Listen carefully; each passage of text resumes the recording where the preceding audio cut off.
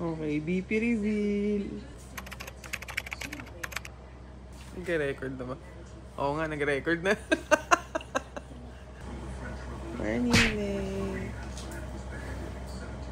122/88. Okay. Run through natin yung iba. Ito yung pinakauna.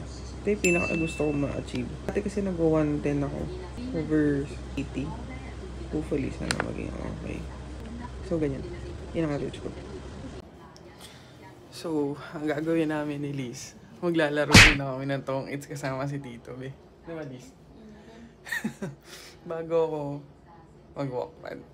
So, ganun muna yung gagawin ko. Okay? Alright, later!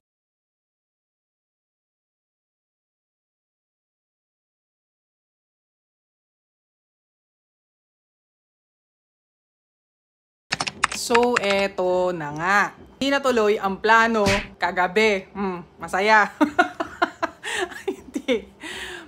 Nag-dinner kami with my sister's family. So, kami pati yung tito. Nagkatamaran kasi magluto. So, nag-order na lang. Anyway, to cut the long story short, hindi nangyari yung plano na gabi ay mag-walking ako. Mag-walkpad ako. Nag-walkpad na lang ako after yung shift. So, ganun yung nangyari. Ang dami kasing ginagawa sa work and also may live kasi kami mamaya. So, kailangan kong i-asikasuhin muna yon para to make sure na working yung TikTok live. So, mamaya, dun sa isa naming account for MG2A, if you have someone or sino man na kilala nyo na aspiring virtual assistant or gustong malaman kung paano nag-work ang freelancing, we have every 2 weeks nagla-live kami. TikTok and also I think nag-upload din naman sa Blue app.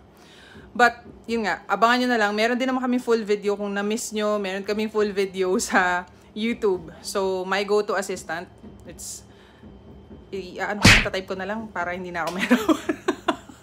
So yun, going back, na-achieve natin yung 2 kilometers, 30 minutes. So wait lang, papakita ko. So yan, 2 hours. Pakita ko ng time, which is yan, 36. Diba? Hindi ba kayo proud sa akin? Oh my gosh. Kasi kung old self ko to, sabi ko sa inyo, pag hindi naswak dun sa ano ko, parang hindi na pwede. So, talagang kailangan ko siyang isingit ngayon. So, nasingit ko naman siya, guys. Nice! And I'm so proud. I'm so proud.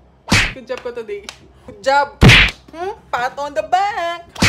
Tayo today. So, ano ba yan? Freshen up na ako and then tutulog na ako kasi maaga ako gigising para mag-prepare mamaya para dun sa live namin sa MG2A na TikTok. So, abangan nyo yan.